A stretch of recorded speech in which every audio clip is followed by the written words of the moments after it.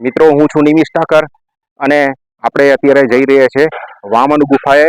આ વિડીયો વામન ગુફાએ જવાના રૂટ માટેનો છે. અત્યારે આપણે જટાશંકર મંદિરો ઉભા છીએ. જટાશંકર મંદિરથી જવાનો રસ્તો નીકળે છે વામન ગુફાનો. તો જટાશંકર થી જવા માટે પાછળની સાઈડે વોકડા પાસેથી કેળી જાય છે. જો મિત્રો, અહીંયા જવા માટે જટાશંકરની જગ્યાએથી કોઈ પણ વ્યક્તિ, જાણકાર વ્યક્તિને સાથે લઈ જવી હિતાવહ છે. એકલું ત્યાં જવું હિતાવહ નથી, કારણ કે વન્ય પ્રાણીઓનો એ વિસ્તાર છે. આ ગિરનારનું અભયારણ્ય છે અને અહીંયા ભૂલા પડવાની પૂરી શક્યતા હોય છે. રૂટીનમાં અહીંયા આવતા લોકો એ જ કોઈ પણ વ્યક્તિ એને સાથે લઈને ત્યાં જવું જોઈએ. મિત્રો, ત્યાં વાઇબ્સ એકદમ પોઝિટિવ છે, આધ્યાત્મિક છે, મનને પરમ શાંતિ મળે. તમને ત્યાં થોડી વાર બેસો તો આપોઆપ મેડિટેશન થઈ જાય એ પ્રકારનો માહોલ છે. અત્યારે આપણે જઈ રહ્યા છીએ વામન ગુફાએ. આપણી સાથે જટાશંકરની જગ્યાએથી ગાઈડ તરીકે આવ્યા છે ખીમજીભાઈ રામ, જુનાગઢના વતની છે, જગ્યાના સેવક છે. અત્યારે મને રસ્તો બતાવવા આવી રહ્યા છે. મિત્રો, જંગલના રસ્તે જવા માટે તમારે ક્યારેય પણ એડીવાળા શૂઝ અથવા તો એડીવાળા ચપ્પલ કે પહેરવા જોઈએ નહીં. લેડીઝોએ પણ ખાસ કરીને એડીવાળા સેન્ડલ પહેરવા જોઈએ નહીં.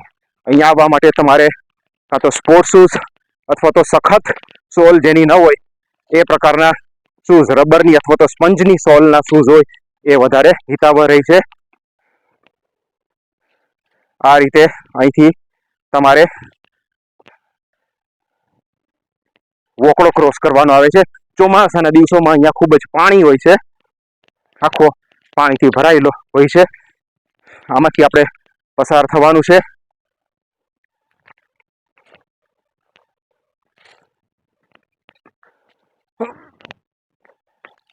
આ પ્રકારે પથ્થર પર પગ મૂકીને ચડવું પડે.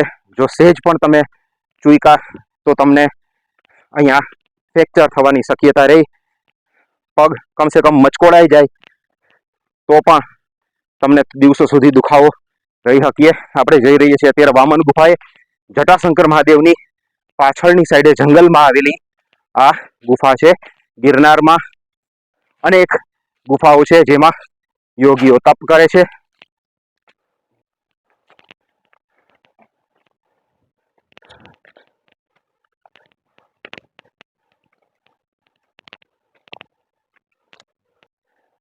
આ રીતે આપણે કેળી ચડીને આવ્યા છીએ. આખરે આપણે પહોંચી ગયા છીએ વામન ગુફા. મિત્રો, દેશના મહાપુરુષ જેને કહી શકાય અને યુવાનો માટેના જેને આપણે આઇકોન કહી શકીએ, યુવા ઉર્જાના આઇકોન તરીકે દુનિયાભરમાં જેણે ડંકો વગાડ્યો હતો એ સ્વામી વિવેકાનંદે આ ગુફામાં બેસીને તપશ્ચર્યા કરી હતી. મિત્રો, વામન ગુફા, આની અંદર તમે બેસીને નહીં પણ સૂઈને 4 પગે થઈને પ્રવેશવું પડે. ગુફા બહુ મોટી નથી, પણ 4 વ્યક્તિ અંદાજે અંદર પલોઠી વાળીને બેસી શકે અને 1-2 વ્યક્તિ સૂઈ શકે એ પ્રકારની અહીંયા આમાં આપોઆપ બનેલી છે. પ્રવેશી રહ્યો છું. આ પ્રકારે અંદર તમે પ્રવેશી શકો. બહુ જાડી વ્યક્તિ હોય તો પ્રવેશી શકે પણ નહીં.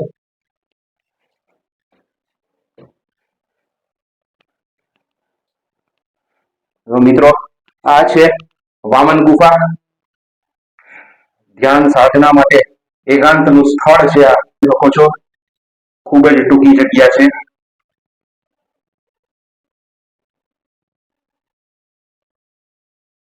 મિત્રો, આ વામન ગુફા તરીકે ઓળખાતી જગ્યા, આવી અનેક ગુફાઓની અંદર ગિરનાર પર્વતમાળામાં કોણ જાણે કેટલાય વર્ષોથી સિદ્ધ પુરુષો, યોગીઓ પોતાની સાધનામાં રત છે.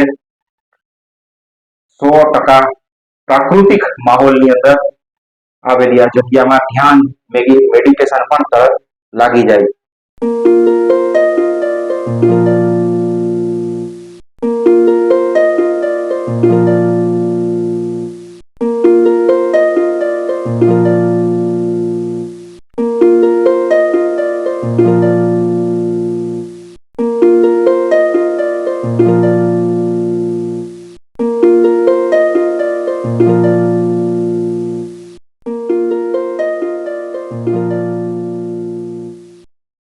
મિત્રો વામન ગુફાની આ જગ્યા અહીંથી તમને હટવાનું મન તો થાય જ નહીં બિલકુલ, કારણ કે એક વખત તમે ધ્યાનમાં બેસી જાઓ, જો તમે આધ્યાત્મિક હોવ તો તમને અહીંયા એના વાઇબ્સ ખ્યાલ આવવા માંડે. જો તમે એકદમ ડિસ્ટર્બ હો તમે રૂટીન લાઈફથી અને તમે કદાચ આધ્યાત્મિક ના પણ હો અને મનમાં એકદમ વિવરિંગ માઇન્ડ હોય તો અહીંયા આવીને થોડીક વાર બેસવાથી પણ તમારો મગજ જે એકદમ શાંત થઈ જાય છે, તમને નવી દિશા મળી શકે, નવું ઉર્જાનું આ કેન્દ્ર છે. અને કદાચ એટલે જ સ્વામી વિવેકાનંદે અહીંયા જે તપશ્ચર્યા કરી છે, અહીંયા જે સાધના કરી એના છે, એ સિવાય પુનિત મહારાજ છે, બીજા અનેક સંતો સિદ્ધો યોગીઓ ના અહીંયા બેસણા રહ્યા હશે. અહીંયા રૂટીનમાં કોઈ રહેતું નથી, પણ અહીંયા કોઈને કોઈ વ્યક્તિને સાથે લઈને આવવું જરૂરી છે. મિત્રો ગિરનાર, જો તમે જટાશંકર આવતા હો, ગિરનારની યાત્રાએ આવતા હો, કદાચ તમને આ ગુફા વિશે ખ્યાલ હશે જ. જટાશંકરની પાછળની સાઈડે આ ગુફા આવેલી છે, એની નિશાની આ ઓમ છે. એ સિવાય આ રીતે બહુ ઘણા બધા લોકો અહીંયા આવી ગયેલા છે. રૂટીનમાં અહીંયા જો તમને ખબર ન હોય તો અહીંયા આવવું કોઈ પણ ગાઈડ સિવાય આવવું અહીંયા યોગ્ય નહીં રહે. જય ગિરનારી.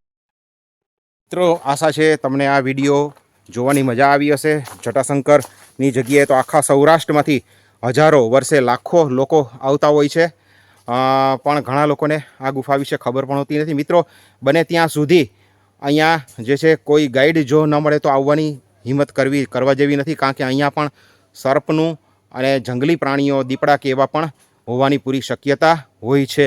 તો જંગલના રસ્તે જે રીતે ચડતી વખતે પગ મૂકવામાં ધ્યાન રાખવું પડે, એ રીતે ઉતરવામાં એ કરતાં વધારે ધ્યાન રાખવું પડે, કારણ કે ચડતી વખતે તમારી એનર્જી ખર્ચ થતી હોય છે, જ્યારે ઉતરતી વખતે તમને ગ્રેવિટેશનલ ફોર્સ જે છે એ તમને નીચે તરફ ખેંચતો હોય છે. તો એ સમયે તમારી સ્પીડ આપોઆપ વધી જાય, તમને થાક ન લાગે, પણ તમારી સ્પીડ આપોઆપ વધી જવાને લીધે પગ ક્યાં મુકાય એનો ઘણીવાર ખ્યાલ ન રહે અને પગ મચકોડાઈ જવાના સૌથી વધી સમસ્યા આ વખતે થઈ, અથવા તો પગ સ્લીપ થઈ જવાની શક્યતા પણ રહે. તો ઉતરતી વખતે તમારે સૌથી વધારે ધ્યાન પણ રાખવું પડે.